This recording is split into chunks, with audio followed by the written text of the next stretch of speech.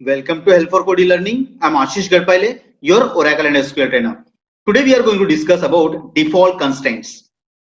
So what is mean by default constraint, guys? So default is used to provide the default value for a column. लेकिन मैं चाहता हूं कि मेरे table में जब भी कोई कॉलम में डेटा इंसर्ट हो तो कुछ सब डिफॉल्ट वैल्यू उसमें पहले से चले जाए अगर मैं कुछ मेंशन नहीं करता हूं. फॉर एग्जाम्पल मेरा अगर डेटाबेस अगर मेरा कंपनी अगर नागपुर से बिलोंग करता है, मैं चाहता हूं कि जब भी मैं डेटा इंसर्ट करूं तो बाय डिफॉल्ट मेरा सिटी नागपुर वहां पे चले जाए. ठीक है, इस टाइप से अगर मुझे डिफॉल्ट वैल्यू अगर ऑलरेडी सेट करनी है तो हम उस केस में क्या करते हैं, डिफॉल्ट कंस्ट्रेंट हम लोग जो है यूज कर सकते हैं. So what is the syntax for it? तो हमें करना क्या है कि सेम टेबल क्रिएट करना है. टेबल में हम लोग जिस तरीके से नॉर्मल कंस्ट्रेंट सेट करते हैं उस तरीके से मुझे क्या करना है, डिफॉल्ट सेट करना है. तो जैसे मान लीजिए मैंने यहाँ पे एज मैं सेट करूंगा, तो एज मैंने यहाँ पे डिफॉल्ट 22 सेट किया. मतलब जब भी मैं डेटा उसमें इंसर्ट करने की कोशिश कर रहा हूँ तो अगर मैंने अपना कुछ डेटा डाला है तो वो अपना अपडेटेड डेटा लेगा जो यूजर ने डेटा इंसर्ट किया हुआ है. लेकिन अगर मैंने डेटा उसमें नहीं डाला है तो बाय डिफॉल्ट क्या करेगा, बाय डिफॉल्ट वो जो डेटा मैंने मेंशन किया है, अगर मैं 22 मेंशन कर रहा हूं तो वो क्या करेगा, 22 उसमें इंसर्ट कर देगा. So let discuss practically guys. तो सबसे पहले हम लोग क्या करते हैं, टेबल क्रिएट करते हैं by using a create table command. तो create table, then table name, what is my table name, that is person table we are going to create. Then हमारे पास में PID है और इसका डेटा टाइप है हमारे पास में नंबर,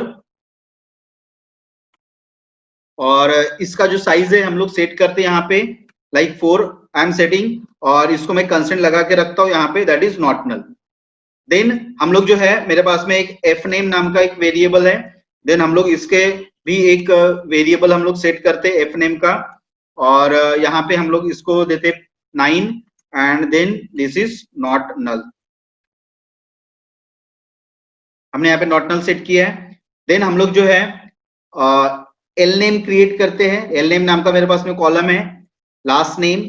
देन हमारे पास में इसका डेटा टाइप है, what is my data type, character data type is there. Then I am also setting the constraint that is not null constraint is there. Okay, now I have another column name that is age, and age data type is number and its size is max 3. okay, and I'm setting default value, so use default keyword. default is 22. तो जब भी मेरा ये table create होगा तो इसका default value क्या रहेगा आपका 22. So like I am closing this parenthesis and now table is created. Let's check DSC person. तो ये क्या करेगा आपका ये आपका टेबल अभी जो है क्रिएट हो गया. Okay, now like suppose I want to print all data present in the person table. okay, no data is there is no data.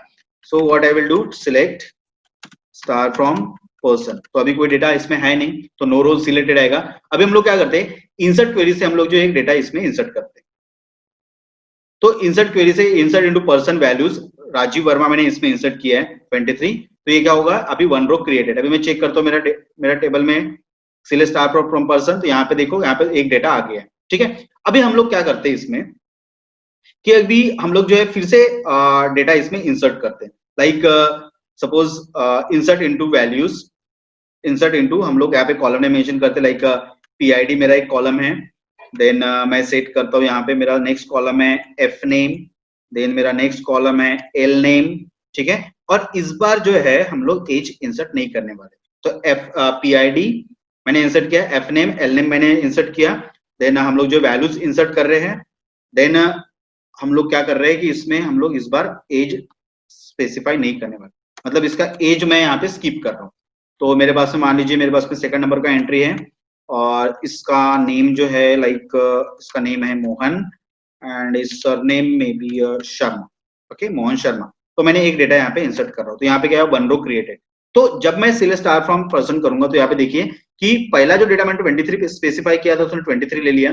Second time मैंने वहां पे एज मेंशन नहीं किया तो डिफॉल्ट जो एज डाल के रखा था मैंने 22 at the time of creating table, तो उसने क्या किया, उसने डिफॉल्ट वैल्यू उसमें सेट कर लिया.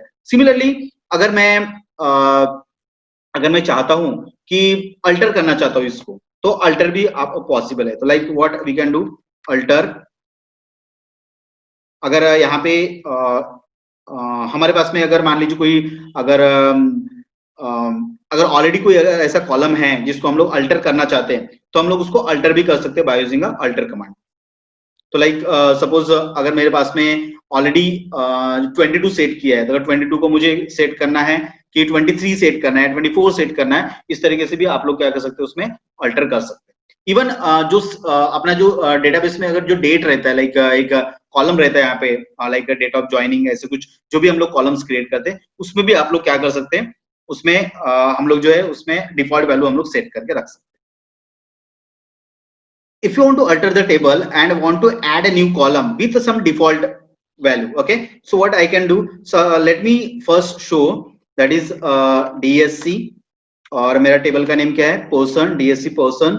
तो पर्सन में यहाँ पे मेरे पास में 4 कॉलम्स है ऑलरेडी, ठीक है। और अगर मैं इसका डेटा डिस्प्ले करना चाहता हूँ तो सिलेक्ट स्टार फ्रॉम पर्सन, और इस अभी हम इसमें क्या कर रहे हैं, हम इसमें अल्टरेशन करने वाले हैं, ठीक है। तो मैं क्या करता हूँ, मैं अल्टर कमांड जो है यूज कर सकता हूँ, अल्टर टेबल क्या, पर्सन, पर्सन पे मुझे क्या करना है, अल्टर करना है, और एक नया कॉलम हम लोग ऐड करते हैं इसका, like DOB, date of birth I am adding, DOB I am adding, okay.